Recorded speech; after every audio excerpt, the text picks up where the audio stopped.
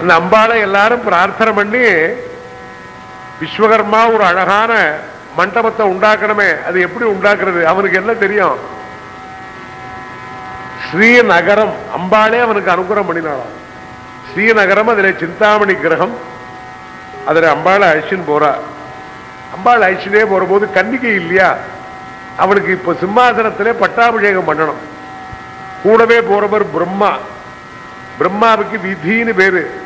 விதினா எல்லாம் சட்ட பிரகாரம் நடக்கிறவர்.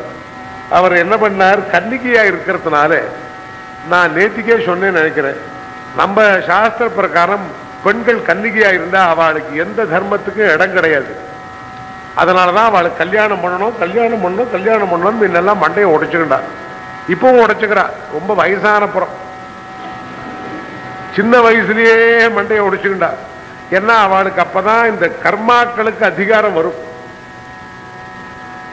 அதனால பிரம்மா பார்த்தார், இவள் கன்னிகையா இருக்காளே, இவளுக்கு சிம்மாசன பட்டாபிஷேகத்துக்கு அருகதை உண்டா, அப்ப கல்யாணம் பண்ணும். மனம் செய்து காண வேணும், கல்யாணம் பண்ணி பார்க்கணும்.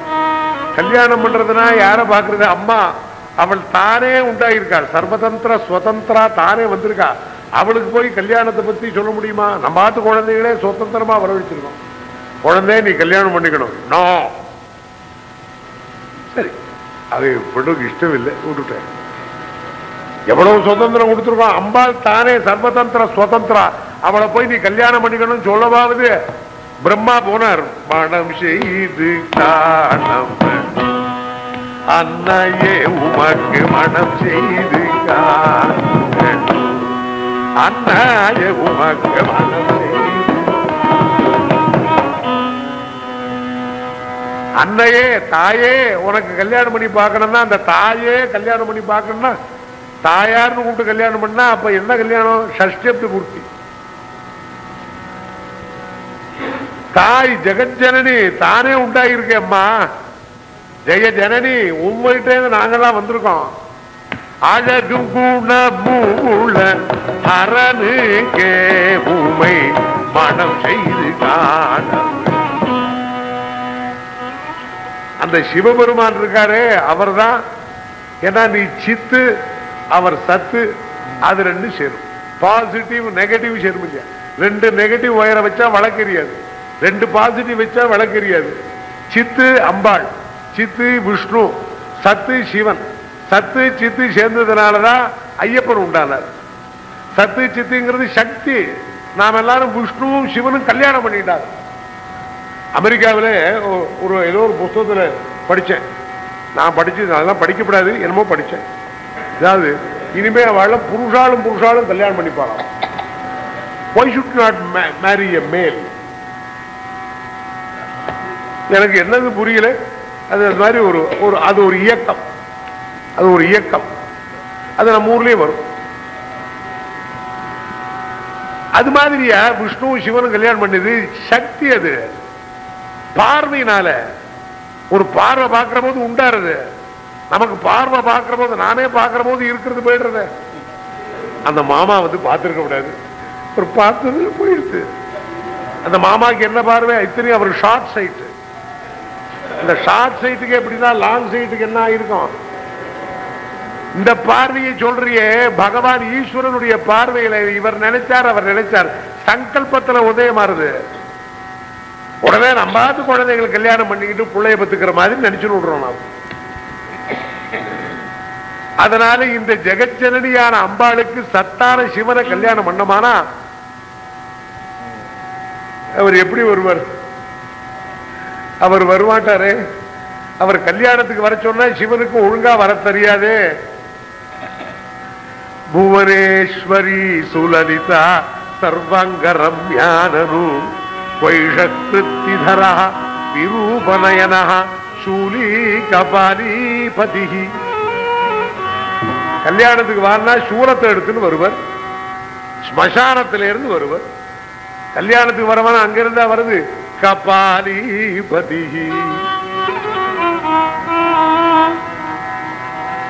அவருக்கு ஒழுங்கா கல்யாணத்துக்கு எப்படி வரணுமோ அப்படி வர தெரியாது.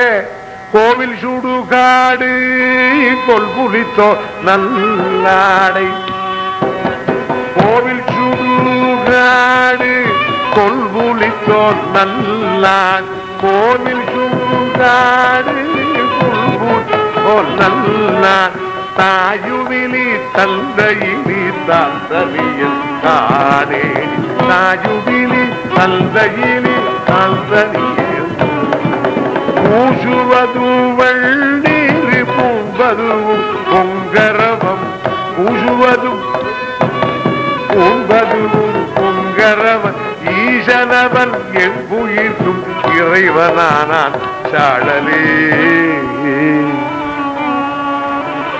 சுடுகாட்டு சாம்பல பூசிக்கிண்டு அமங்கலமா வருவரே வருவரே ஏ சிவா பரமேஸ்வரா இப்படி வருவீரே இந்த கல்யாணத்துல சர்வாங்கரம்யானூக்வைஷா கிருத்திதரா இந்த அழகான புவனேஸ்வரிக்கு சுலலிதா மாதா புவனேஸ்வரி சர்வமங்கள மாங்கல்யமாய் இருக்கிற இவளுக்கு வருவளே நினைச்சுக்கிட்டே இருக்கிற போது எதிரே ஒருத்தர் நின்னாராம். பல பல பல கற்பூராலேப ஸ்புரதுரு கமலோதார கல்ஹார ஹார புரோத்ய சௌலபிய லுப்ய பிராந்தி கிருத்தாந்தி கல்டம் ஜாது ஸ்ரீகந்த வட்சஸ்தலமதிசயிதம் ஜாதரூபாமமத்ர பிராதுர்பூதம் சாதகிருத பவனதஹ பாது தத்வம் பரம் நஹா. மன்னாருடைய ராஜசாஸ்திரிகளுடைய ஸ்லோகம். திருவாரூர் தியாகேஸ்வரனை பத்தி பாருங்க. கற்பூராலேப ஸ்புரதுரு கமலோதார கல்ஹார ஹார புரோத்யத் சௌலபிய லுப்ய பிராந்தி கிருத்காந்தி கண்டம். என்ன அழகு என்ன அழகு. வண்ணங்கள் தம்பாடி வந்து நின்று வலி செய்து வளை கவர்ந்தார் வகையால் தன்னம்பால் எய்து கனல பேசி கடியதோர் விடையேறி காபாலியால் துண்டங்கள் தாம் துதய பூசி தோலுடுத்து நூல் பூண்டு தோன்ற தோன்ற அண்ணலார் போகின்றார் அழகியரே வந்து காண்பில் ஆமாத்தூர் ஐயனே. அப்பர் சுவாமிகள் என்னடா அழகு, அவரை பார்த்தா நீ மயங்கி போயிடுவேடா. முனுதாருக்கா மனமல்து மோச போயின முதி துருகதாக.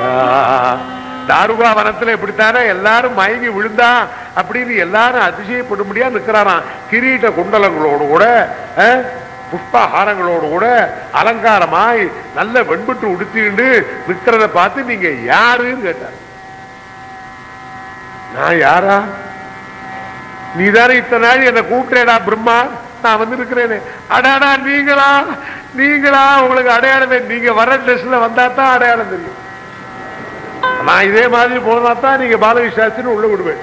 திடீர்னு சூட்டு ஹேட் எல்லாம் மாட்டிக்கிட்டு பேண்ட் போட்டு வந்தேன்னா வாசிலே எனக்கு டோன்ட் கம் ஹியர். ப்ரொஃபசர் சாம்பமூர்த்தின்னு ஒருத்தர் இருந்தார், சங்கீதத்துக்கு பெரிய அத்தாரிட்டி.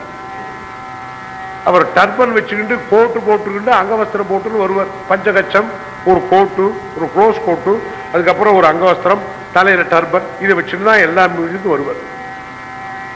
ஒரு நாளைக்கு என்ன பண்ணி விட்டார், டர்பன் இல்லாத ஒரு சொக்கா மாத்திரம் போட்டு வந்தார். சங்கீத சபையில் விட மாட்டேன். நான் தாண்டா இப்ப ப்ரிசைட் பண்ண போறேன், அதெல்லாம் எனக்கு தெரியாது, போயிட்டு வாங்க. ப்ரொஃபசர் சாமூர்த்தி வரணும். நான் தாண்டா சாமூர்த்தி, நம்ப முடியாது. கோட் எங்க, டர்பன் எங்க? அது மாதிரி கொய்ஷா கிருத்திதரஹா இதெல்லாம் விட்டுட்டு வந்திருக்கேன்னு கட்டுக்கிட்டாராம். அதனால நான் நினைச்ச மாதிரி நீ வந்ததுனால நீங்க காமேஸ்வரா. நான் நினைச்ச மாதிரி வந்து அதனால அம்பாள்கிட்ட போகணும். இப்ப யாரு அந்த அம்மாள்கிட்ட பிடிக்கணுமே. இப்ப எல்லாம் பொண்ணும் பிள்ளையும் பிடிச்சா தானே கல்யாணம். இந்த மாதிரி அப்பா அம்மா சொன்னபடியா கல்யாணம் பண்ணிக்கிறது. எங்க ஃபாதர் எப்படி சொல்றாரோ அப்படிதான் நான் கேட்கறது. எங்க அம்மா எப்படி சொல்றாரோ அப்படிதான் கேட்கறது. அதெல்லாம் வெறும் பொய் சொல்லிக்கிறான் பையன், நான் ஒண்ணும் சொல்றேன். ஆனா அப்பா அம்மா கேட்காதியா இருக்கா? கேட்காதியா இருக்கா? இங்கே சர்வதந்திர சுதந்திரியான தேவி அப்படி வராளாம். சுவாமி போறாரு, ஒத்தரகொத்தர் பாத்துக்கிறார். முகாலோகம் இதான் நமக்கு கல்யாணத்திலேயே முகமிதியா மந்திரமே அதுக்கு தானே. இவ ஒத்தரகொத்தர் பாத்துக்கணும். பொண்ணும் பிள்ளையும் பாத்துக்கிறது வேண்டிய முகூர்த்தம் தான் அது. ஆனா முன்னாடியே பார்த்து விடுறான். ஏதோ ராகுகாலத்திலயோ யமகண்டத்திலயோ பார்த்து விடுறான்.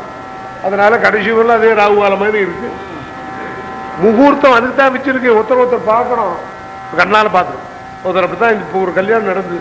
அதுக்கு மந்திரத்தை சொல்லி வாத்தியாரை நேத்தி தான் சொன்னேன்னு நினைக்கிறேன். அவன் ஒன்னொன்னையும் அர்த்தத்தை சொல்லித்தான் பண்ணி வைங்கன்னா இவர் சொன்ன முகத்தை நல்லா பார்க்கணும். அவ்வளவுதான் பார்த்துக்கிட்டே இருக்கான், எடுக்க மாட்டேங்கிறான். போறா